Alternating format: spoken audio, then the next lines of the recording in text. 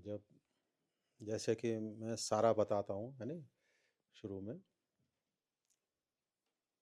कि भगवान का अवतार 3 कारणों से तो होता ही है नहीं? दुष्टों का संहार, सज्जनों की रक्षा और धर्म की स्थापना। और चौथा कारण एक विशेष है कि जो भगवान की ओर सच्चे दिल से चल रहे हैं, जो भक्त भगवान की ओर, और जिनको केवल इतना ही साधन बचा है कि अब उन्हें भगवान के दर्शन होने, बाकी सब वो तपस्या और वो सब कराए। बस केवल इतना है कि उन्हें अब दर्शन होने हैं, सगुण साकार के। जब भगवान अवतार लेते तो वो भी उसी समय जन्म लेते हैं जब भगवान अवतार लेते हैं। तो जितने भी जो उच्च कोटि के भक्त हैं या संत हैं, वो भी उसी समय भगवान के आसपास आएंगे। जैसे भगवान राम आए, है ना, तो सुतीक्ष्ण आए, केवट आए, और निषाद राजगुह उन्होंने अवतार लिया, शबरी आई, है ना, जितने भक्त हुए, विभीषण जो भगवान के अनन्य भक्त रहे, राक्षस कुल में जन्म लेने के बाद भी भगवान की तरफ चलने वाले हुए। तो इससे एक ये बात भी सिद्ध होती है कि चाहे किसी भी कुल में हम जन्म लें, लेकिन भगवान को प्राप्त करने का अधिकार सबको समान है। ये भगवान ने दिखाया।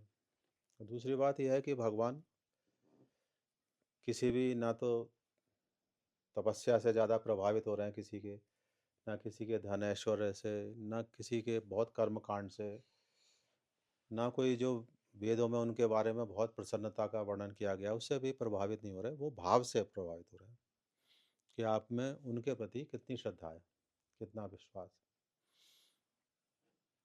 तो उस समय जैसे अब भगवान आए, भगवान कृष्ण द्वापर युग में आए, तो उस समय अर्जुन जैसे परम भक्त थे कि उनको उन्होंने भगवत गीता का उपदेश दिया।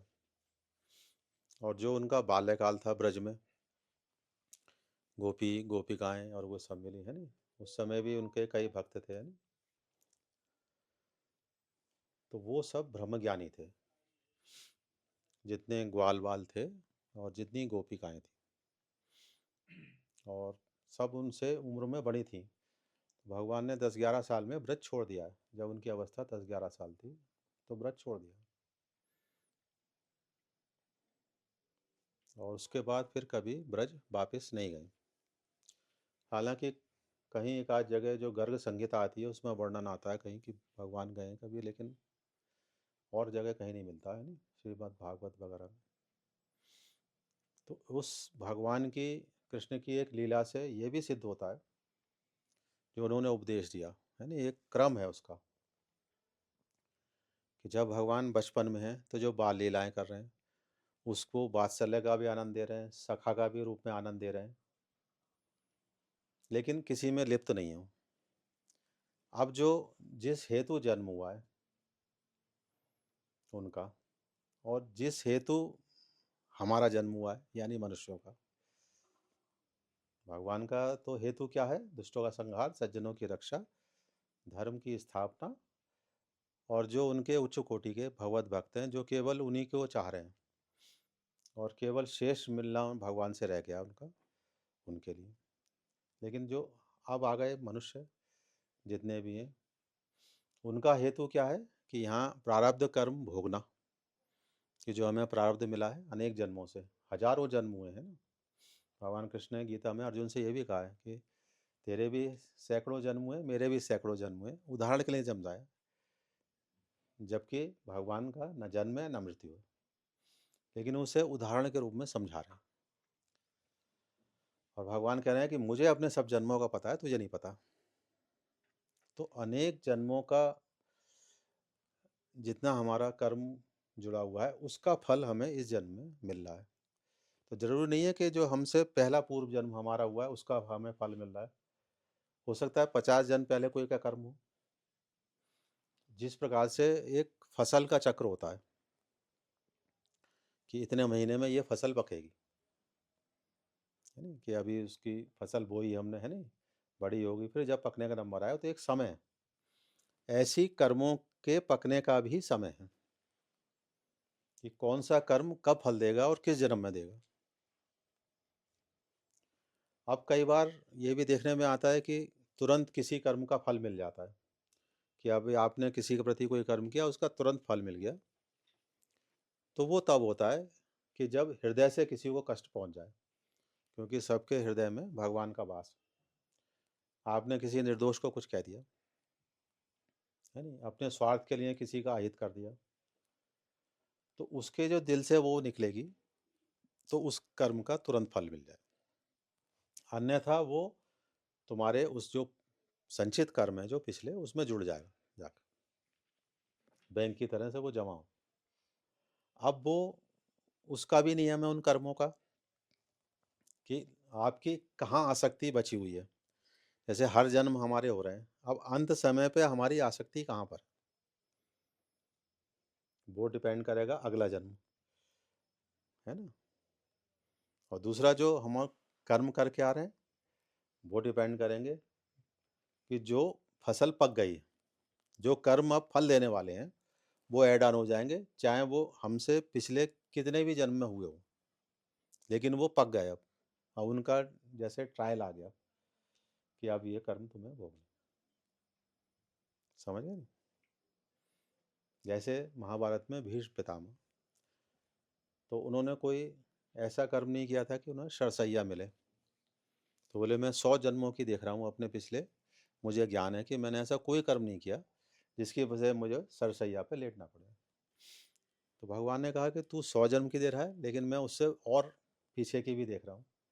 तब उन्होंने बताया कि तूने ऐसा कर्म किया जिसकी तुझे आज ये फल मिला है।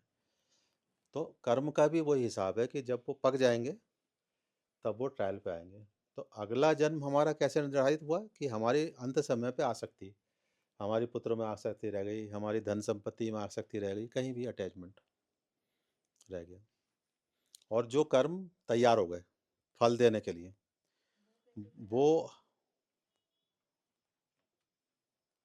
वो ऐड ऑन होते हैं उसमें, है ना।